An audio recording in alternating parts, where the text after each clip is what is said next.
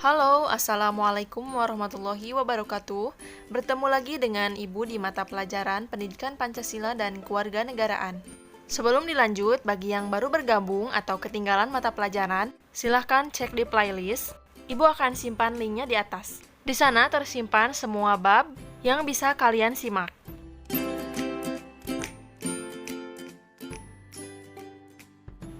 Pada bab 2 ini, kita akan mempelajari tentang pembukaan Undang-Undang Dasar Negara Republik Indonesia tahun 1945.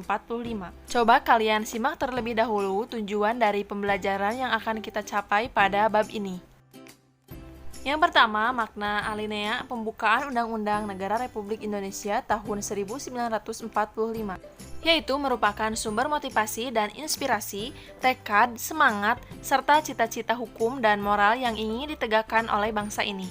Pada alinea pertama menjelaskan pernyataan kemerdekaan sebagai hak bagi semua bangsa di dunia. Karena kemerdekaan merupakan hak asasi sebuah bangsa yang bersifat universal. Alinea ini merupakan dalil objektif, yaitu bahwa penjajahan itu tidak sesuai dengan peri kemanusiaan dan peri keadilan.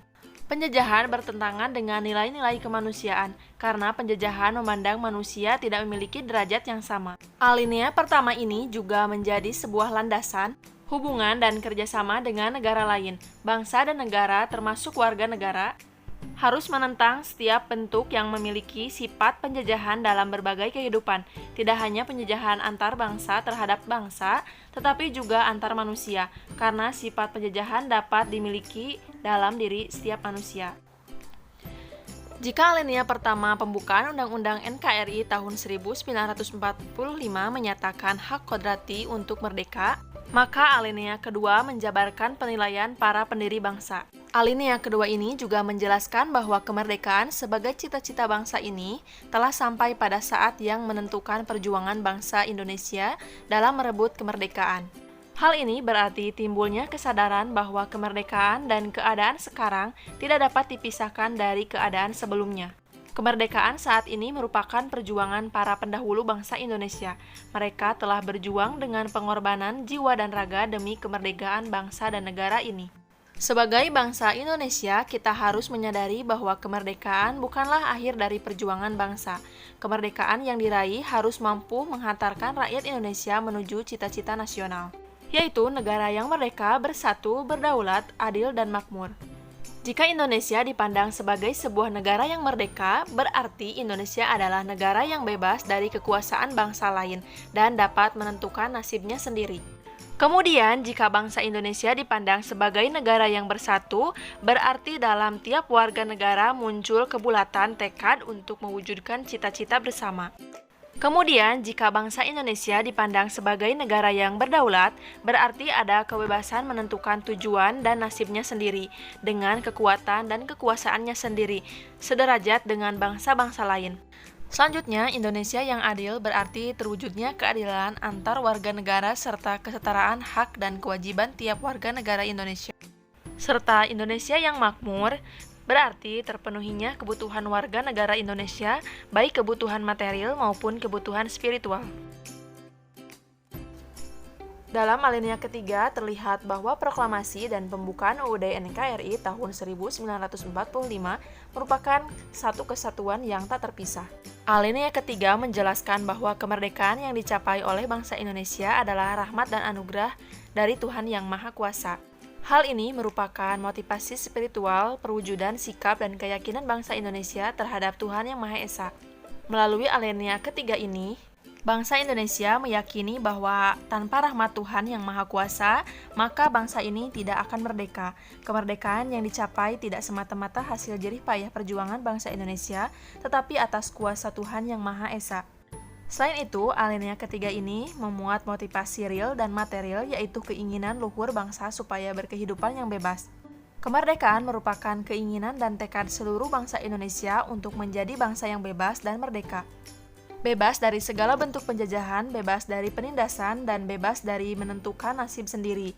Niat yang luhur ini menjadi pendorong bangsa Indonesia untuk terus berjuang melawan penjajahan dan meraih kemerdekaan.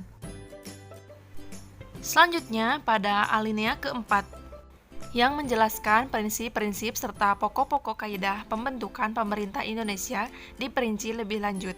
Pokok pemikiran utama pembukaan Undang-Undang Dasar Negara Republik Indonesia tahun 1945 adalah negara melindungi segenap bangsa Indonesia dan seluruh tumpah darah Indonesia dengan berdasar atas persatuan negara mewujudkan keadilan sosial bagi seluruh rakyat Indonesia.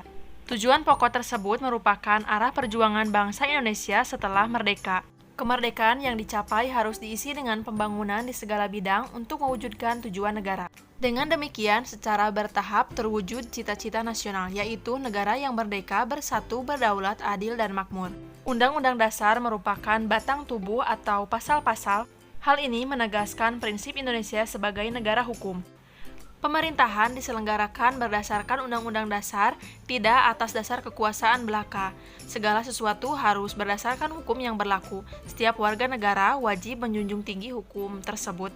Itu artinya setiap warga negara wajib menaati hukum yang berlaku. Selain itu, alinea keempat ini juga memuat prinsip bentuk negara, yaitu susunan negara Republik Indonesia yang berkedaulatan rakyat. Republik merupakan bentuk pemerintahan yang pemerintahnya dipilih oleh rakyat. Berbeda dengan bentuk kerajaan yang pemerintahnya bersifat turun-temurun. Bentuk ini sejalan dengan makna bahwa kekuasaan tertinggi dalam negara dipegang oleh rakyat. Rakyat memiliki kekuasaan untuk menyelenggarakan pemerintahan, baik secara langsung maupun tidak langsung, melalui lembaga perwakilan rakyat. Pokok pemikiran keempat pembukaan Undang-Undang Dasar Negara Republik Indonesia tahun 1945 mewujudkan cita-cita hukum yang menguasai hukum dasar negara, baik hukum tertulis maupun hukum yang tidak tertulis. Kemudian, pokok-pokok pikiran tersebut yang terkandung dalam pembukaan UUD NKRI tahun 1945 merupakan penjelasan dari inti alinea keempat pembukaan UUD NKRI tahun 1945. Oleh karena itu, agar tujuan negara bisa terwujud, dalam pelaksanaannya negara harus didasarkan pada suatu dasar politik negara, yaitu negara persatuan republik yang berkedaulatan. Adapun contoh pokok pikiran persatuan dalam lingkungan keluarga yaitu menghargai sesama anggota keluarga, menjaga sesama anggota keluarga, rukun serta sopan santun dengan saudara dan orang tua. Kemudian contoh pokok pikiran persatuan dalam lingkungan sekolah yaitu berteman dengan semua orang tanpa membeda-bedakan latar belakang mereka, serta ikut dan berperan aktif dalam kelompok belajar. Adapun dalam lingkungan masyarakat yang bisa kita terapkan yaitu membaur dengan masyarakat sekitar tanpa membeda-bedakan dan ikut serta dalam kegiatan bersama tetangga atau kerja bakti. Contoh pokok perilaku persatuan dalam lingkungan negara yaitu dengan cara mendahulukan kepentingan bangsa dan negara di atas kepentingan pribadi dan golongan serta menghormati orang lain yang berbeda suku, ras, dan agama. Selanjutnya, contoh pokok pikiran keadilan sosial dalam lingkungan keluarga, yaitu tidak memaksakan kehendak terhadap anggota keluarga yang lain dan bersikap adil terhadap anggota keluarga yang lainnya. Contoh pokok pikiran yang bisa diterapkan di lingkungan sekolah dengan menaati peraturan sekolah, masuk sekolah tepat waktu, dan melakukan kewajiban di sekolah. Kemudian contoh lain untuk di lingkungan masyarakat yaitu menjaga pergaulan dan harmoni dengan tetangga dan membantu tetangga yang mengalami kesusahan. Contoh lain di lingkungan negara yaitu membayar kewajiban terhadap negara tepat pada waktunya. Misalnya membayar pajak, listrik, menjaga peralatan umum, dan menjaga ketertiban. Mari kita simak contoh-contoh yang lainnya.